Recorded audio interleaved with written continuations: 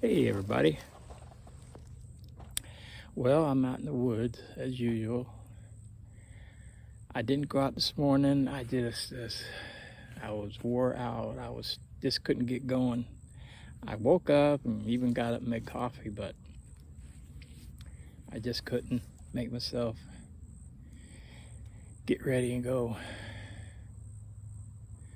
I woke up 5:30. So anyway, sorry, I had to stretch my hand. But I got out here about an hour ago, hour and a half. Start checking my snares. Didn't have anything again. But I had stuff. They're moving the snares, and I don't know how they do that. I don't know what would do that. It's like, there's my baits on both sides of the snare, and that's just a loop hanging by wire. And the theory is, they get it on one side. Oh, they say, that was good. And then they go through your snare to get to the bait on the other side. Well, whatever it is just pushing the snare out of the way. They're smart enough to push the snare out of the way so they don't get snared. And I know raccoons are pretty smart at getting into things and stuff. So I don't know if it might be a coon. I don't think opossums are that smart. And I don't think squirrels are that smart. Now, one or two of them might have been. I discovered or finally realized one mistake I might be making. Well, I am, or I was. The first snares that I made, I might have made them too short, because you want after they're snared, what squirrels do, once they see they're kind of stuck on something, they jump and you hang them. That's what happens. Then it gets around the neck, boom, they're dead quick.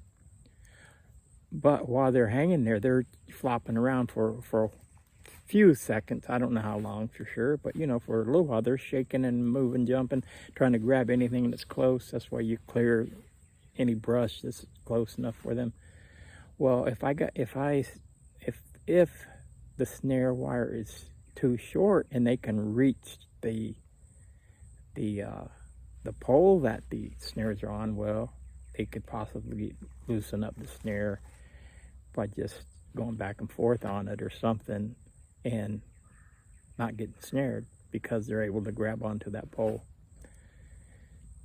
So I changed all the snares that I originally put out that I had. I couldn't change them all because I didn't have enough of the bronze colored wire. But I did change all that I could. And yeah, there was the last set that I checked, before I got in this section anyway,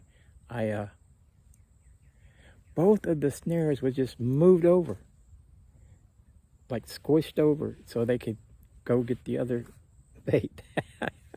Got some smart son of a gun. So whatever animal is pretty smart. So the next round of snares I make, they're going to definitely be long enough that they're going to get hung and not be able to reach anything and not reach the ground. And they're going to be, this was just wire I had like from the craft store or something, but it was pretty thick. So I don't remember when I got it, but I think I got it when I was doing the fly tying. Just, they ask for, sometimes a fly, they put extra wire on it for weight. But usually you use lead, but maybe I didn't. I don't know why I had it for sure, but I had 2 rolls. And I used it, and it probably is, say, 50% of the problem, because they see it, this thick wire, 20 gauge, where I should be using, most people say 25.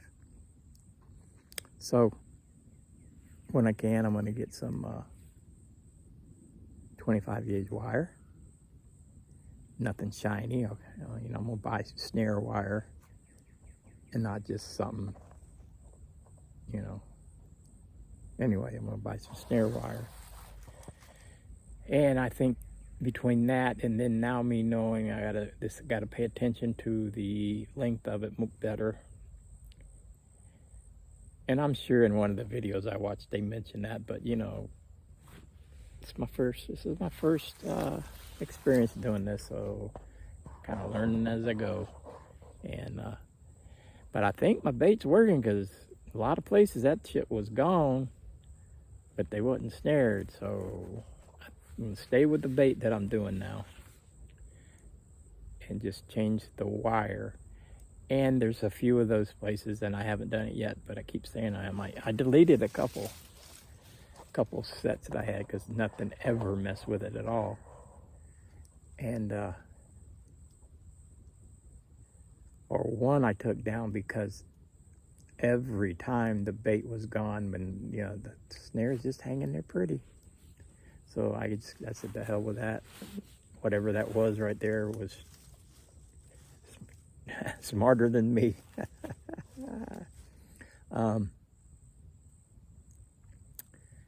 But anyway, so tomorrow I think I'm gonna, I don't know, I think it's gonna get pretty cold tonight. I don't know if I go fishing tomorrow or not.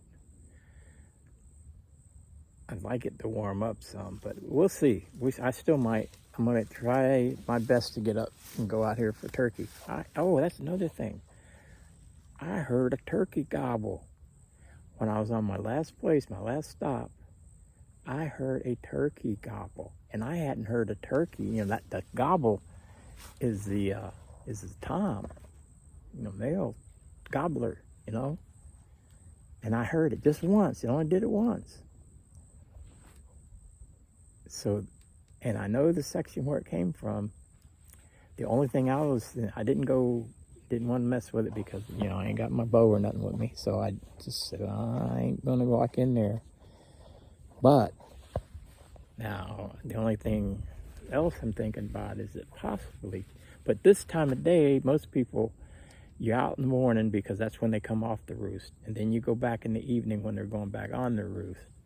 So technically it could be possibly somebody, you know, with a turkey call. But that's what I'm saying. Normally this time of day you wouldn't be calling. So I think it was a turkey. And,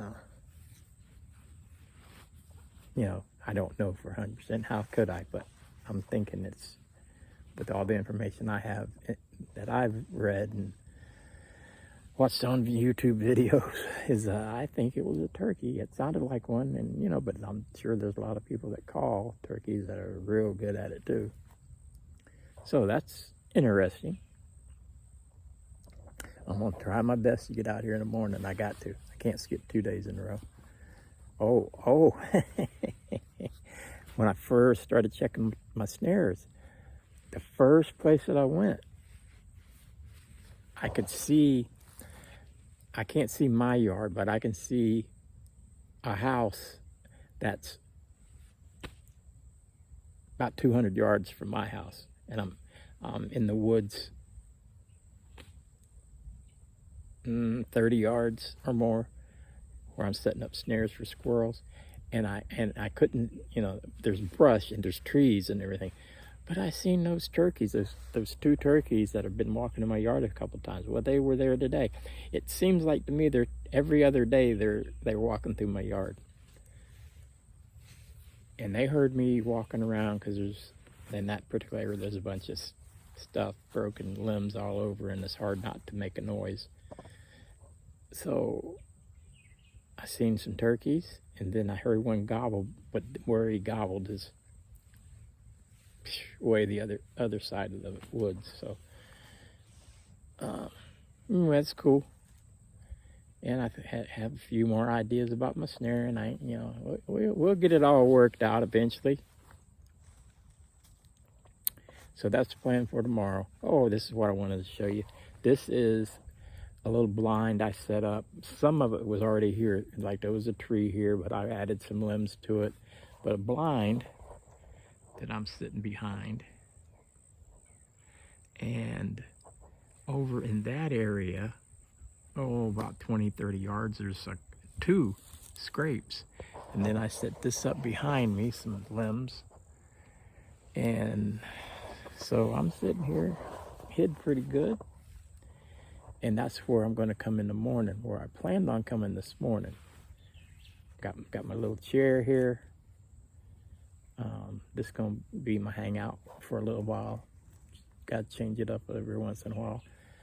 But as the time goes on, I'm gonna have to try to get further in that way and find a place to set up, because that'll be closer to where I heard that gobble. I've got to let them hear me. Hear I got a box call, and you're mimicking the hen. And so anyway, it turned out to be nice. And it was cold this morning. I didn't get up and go, and it wasn't because of the cold. I didn't even look and see how cold it was. I just needed a break. I mean, I got to sleep early and was awake at 5:30, but my body just didn't want to get going. But anyway, so after I had coffee and everything, I said, well, Bella, let's go for a walk. And it was a little bit after 9. And I went outside, walked down and got down to the road, which is about 100 yards from my house. And I'm saying, damn, it's cold out here. Because I was out on the porch, for a minute, for a little while, and it didn't seem cold, but I was blocked from the wind. Got out there and I looked on the Weather Channel app. 45, what the hell, at 9 o'clock? I thought, Well, we still went around the block. Bella, I hate to, get Bella excited and then not go. So anyway, we went for a walk. It was a fast one today. It was our personal best. But anyway, I'm gonna try to, I don't see how the day goes tomorrow. I'm gonna try to get out here for turkey. See what I can, see if anything happens. See if anything materializes. Then go home, get my fishing stuff, and walk down to the one pond that I just found. Don't have a lot of hope on that, but I'm gonna give it a shot. And then if nothing happens, or even if something happens, and then head on down to the other pond that I know there's fish in there. It's just, we got to find out if Ray can catch one. So that's the plan for tomorrow. Tomorrow's Saturday. So anyway, that's what we're going to do. It's beautiful out here now. It is just so beautiful. Let me show you. It's just so beautiful. Calm. Not windy. Hear birds chirping. It is just so beautiful and peaceful. I love it. So anyway, I just wanted to catch up on what's going on. Not too much, but I'm trying. I'm gonna be so happy one of these days have me a squirrel in a goddamn snare. Gosh darn snare. So anyway, I'm gonna head back to the house. Getting hungry. Might have to have me something, I don't know. Anyway,